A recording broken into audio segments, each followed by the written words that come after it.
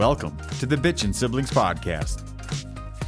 Welcome back, everyone, to this week's edition of our This or That. This week, it's Jenny and I, and this week, Jenny is hosting our This and That. What's up, everybody? So, do we have a theme this week? No. Cool. No. I was doing some digging because I know that we have a Pinterest board where you've done most of that work, where you're pinning like this and that.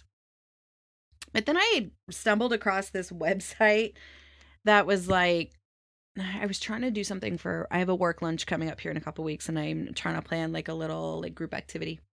And I had stumbled across this like page that has like over 100 this or that questions, like, and there's like no rhyme or reason, but it's just icebreakers and stuff to talk about at work. Yeah.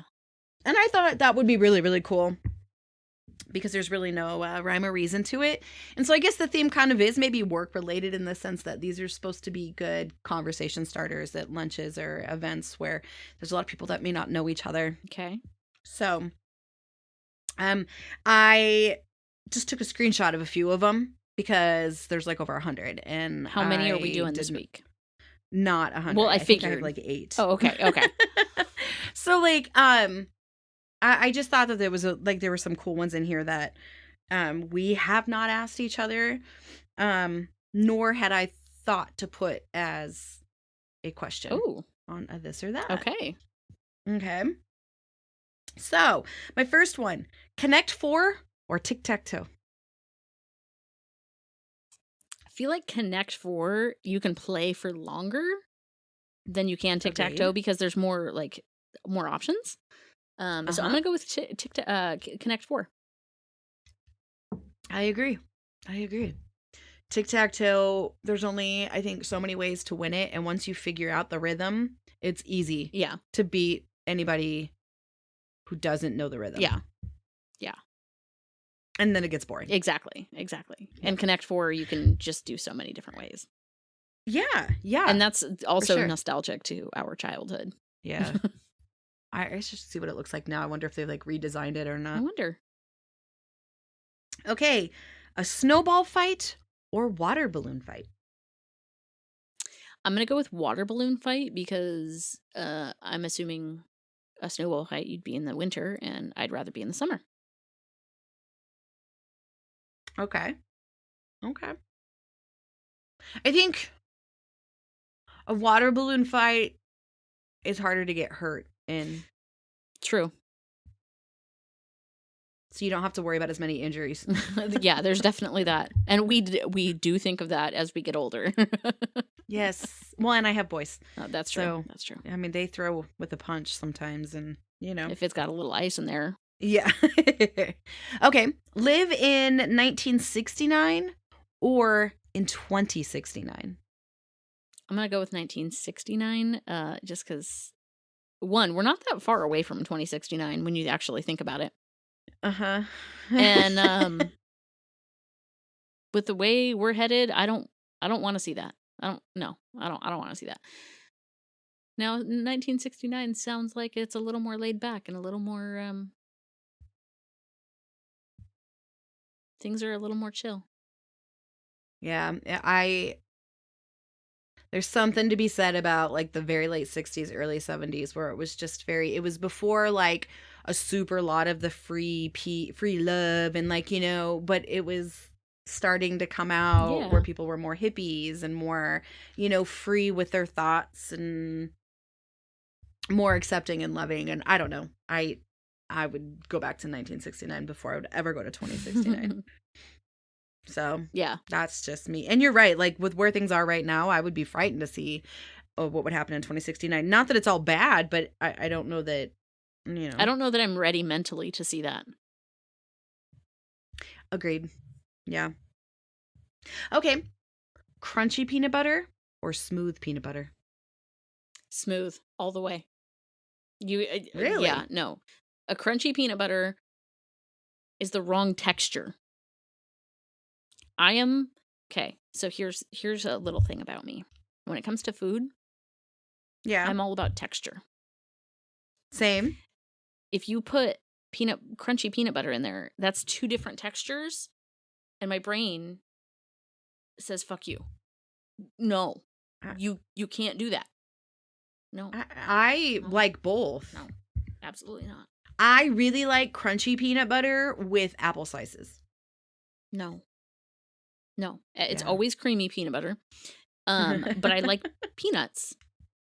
I like the crunchiness of peanuts, but I don't. No. Interesting. But I like chunky applesauce. That's weird. Yeah, that's weird. Huh. Because I feel like, I mean, I like chunky applesauce too, but I feel like if you disliked that crunchy peanut butter, that you would feel the same way about applesauce. Nope. Okay. Winning the lottery or becoming famous overnight. Winning the lottery. And why? Because becoming famous, all fine and dandy, whatever. You have a lot more eyes on you. You have a lot more scrutiny. Mm-hmm. And while I don't feed into all that, it would be annoying to be like followed everywhere. I think I would want to do the lottery too, just because the only perk, especially right now with being famous, is the money. Because you have no privacy and the media is so intrusive, that to me the only upside right now is the financial stability. So if I could have that financial stability but still maintain a large majority of my privacy, that would be the way to go. Absolutely. Plus, I don't really think I'm talented enough or anything to become that famous overnight. There's a lot of people out there anymore that aren't talented in anything. They're just and make a shit. Yeah, they're ton of famous money. for being famous. Yeah. Just absolutely. Saying. Okay. Sandwiches with crust or without? Depends on what kind of bread. Because if we're talking white bread, I don't want the crust. It's a weird clash in texture again. If we're talking my sourdough bread, give me the crust with it. I like crust on anything because that's like my favorite part. I do not buy white bread because white bread is gross. It's just bleached shit. I like the nuttier, denser, thicker bread. I take that back. I do like white bread if it's like in French bread or if it's like a baguette where it's like crunchy on the outside but soft on the inside. That I'll do. I don't like the cheap like Wonder Bread white bread. Exactly. That's what I mean when I say white bread. Yeah, those are the texture issues that I have. I mean, I'll eat it with the crust, but same. I just don't buy that. Same. But Wonder Bread is like, it's spongy. Yeah. And then it gets stuck to like the roof of your mouth. And then the crust feels like cardboard. Not cardboard, but like very like construction paper, I should say. Yeah, I mean, it has like no flavor. Exactly. Like there's nothing good about it. I personally, in fact, yesterday I just bought some garlic sourdough. Ooh. It's got chunks of garlic in it. Garlic sourdough. Yeah. Yummy. Yeah. It took us forever to find it again. We had it like years ago and we couldn't find it again. And I just found it again at Winco. Oh, nice. Yeah. Okay. Second to last one. Learn about all the world's religions or learn about the theory of relativity. Okay, I'm gonna come off really fucking stupid right now. What's the theory of relativity? I don't even know what it applies to, so I don't know if I want to learn about it. Goodness. Like, not to say that it wouldn't be fascinating, regardless of what it is, but I don't know what it is, so I don't. But the theory of relativity it says it usually encompasses two interrelated physics theories by Albert Einstein, special relativity and general relativity, proposed and published in 1905 and 1915. So special relativity applies to all physical phenomena in the absence of gravity, which again means pretty much nothing. Yeah, like that confused me more than it explained anything. So right there, that alone, I'm going to go with learn about all the world's religions. I actually did quite a bit of learning about different religions in high school. I went to a public school, but we had a class for seniors that we could take as an elective or as one of our English credits, and it was called Bible as Literature. We did not study it as a religious piece of work. We literally studied it as literature. As a book, yeah. And that teacher encouraged us to read other religious works. And I did a lot of learning back then. So I wouldn't mind continuing that. I actually find religion itself fascinating. For those of you who do not know me, I am not a religious person. I don't believe or not believe. I'm fascinated by all the different denominations of Christianity alone, let alone, you've all the other types of religions that are not based in Christianity, and how similar and dissimilar they are.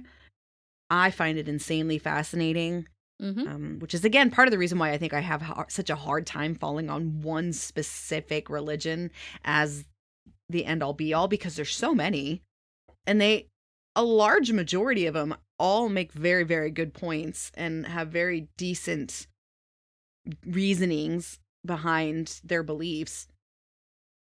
So I don't know that I could say one or the other is right or wrong. I just find it incredibly fascinating. Exactly.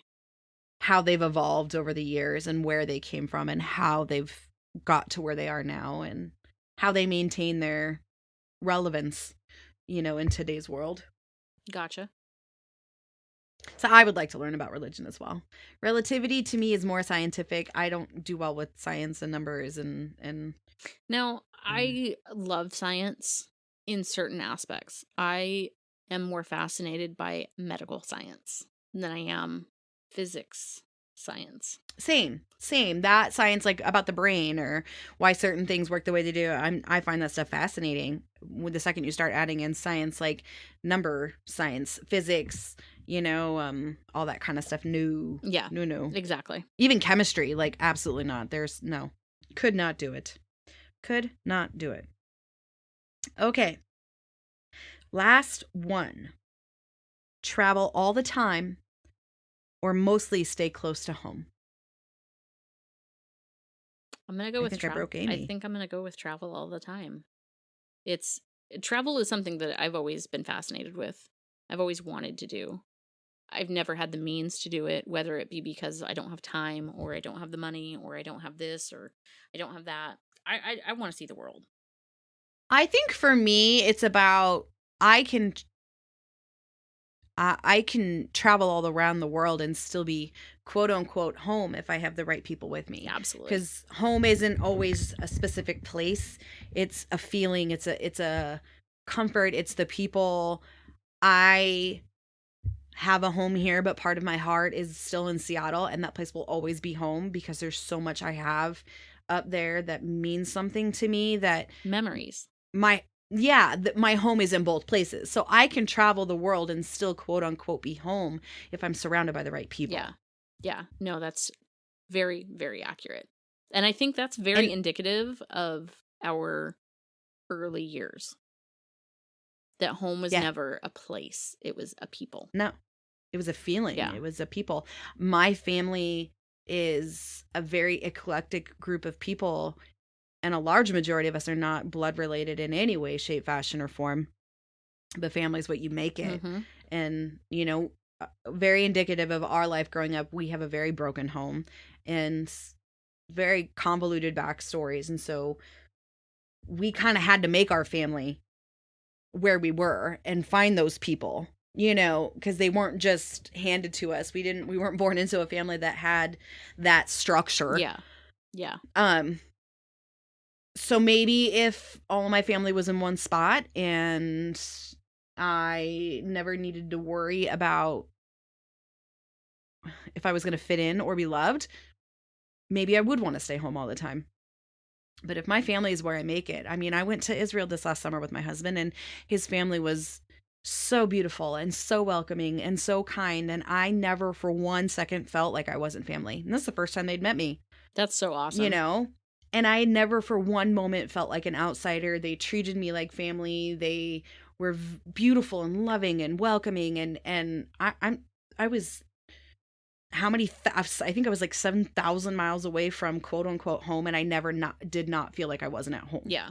Like, I mean, obviously not my bed, not my kids, not my dog, but I felt so welcomed and comfortable there that that it was home. Yeah. You know? So I think traveling and having the right people around you, you're always going to feel at peace and loved. Absolutely. That's kind of how I feel about that. I'm right there with you. Don't get me wrong. There is something to be said about coming home and sleeping in your own bed and getting back to a routine and, you know. But. And as we have learned, Amy doesn't need a routine. Or maybe I do, and I just don't. I've had so much of a routine that I think I don't need it. Maybe you're rebelling against the establishment. Maybe. We shall see.